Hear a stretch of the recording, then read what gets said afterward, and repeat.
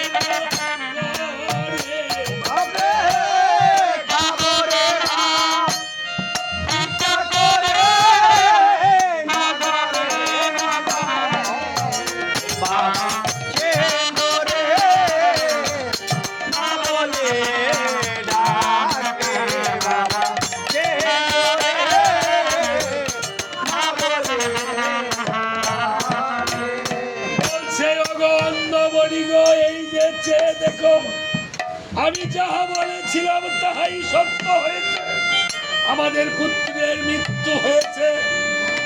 কেঁদে কেঁদে বলছে, অগবিদেশে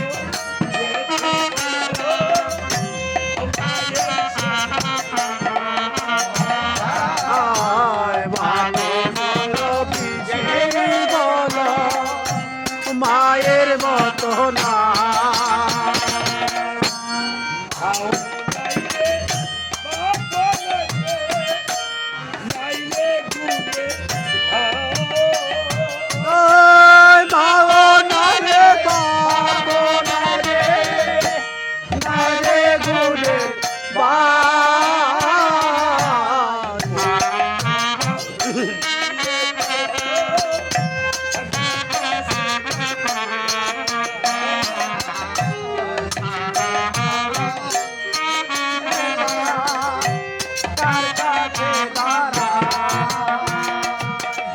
আর মতো না দরদি নাই রে তার মতো না দরদি নাই রে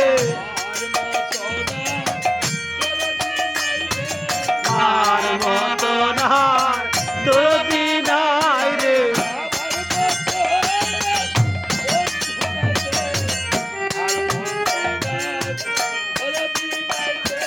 বাবার মতো বন্ধু নাই রে মার মতো দরদি নাই রে আজকে রাজা দশরথকে বলছে, অন্ধমণি বলছে, দশরথ এই জগতে আমাদের দুটি চক্ষু নেই, আর আমাদের একমাত্র পুত্রকে মেরে ফেলেছ।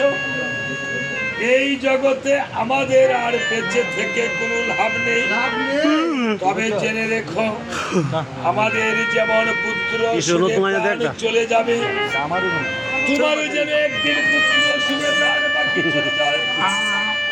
এইভাবে অভিসম্পাদ দিয়ে ওগো হা সিন্ধু বলে যখন ঈশ্বর ছেড়ে দিলে, হরিবল হরিবল হরিবল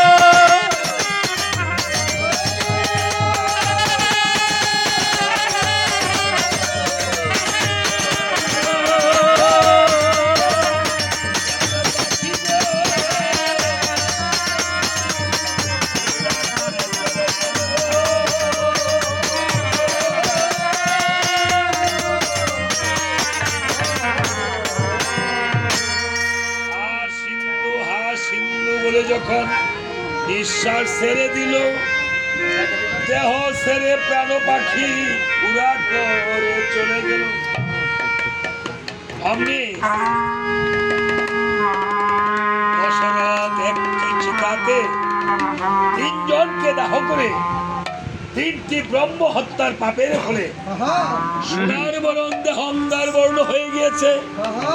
চলছে আর বলছে, চলে গেল বশিষ্ঠ মণির আশ্রমের পাশ দিয়ে চলছে। আশ্রমে ছিল তাহার পুত্র বামদেব। বামদেব বলছে, দশরথ তুমি তো ব্রহ্ম পাপে পাপী, এই তুলসী তলায় বসে তিনটি তুলসী পত্রে 3 বার রাম নাম লিখে দিলাম। 3 বার রাম নাম জপনা করো, তোমার পাপ দূর হয়ে যাবে। কেননা আমি বেদ খুলে দেখতে পেয়েছি, একবার রাম নামে যত পাপ করে জীবের কি সাধ্য আছে তত পাপ করে। দশরথ রাবলিতে দেহের পাপ দূরে গেল সরে।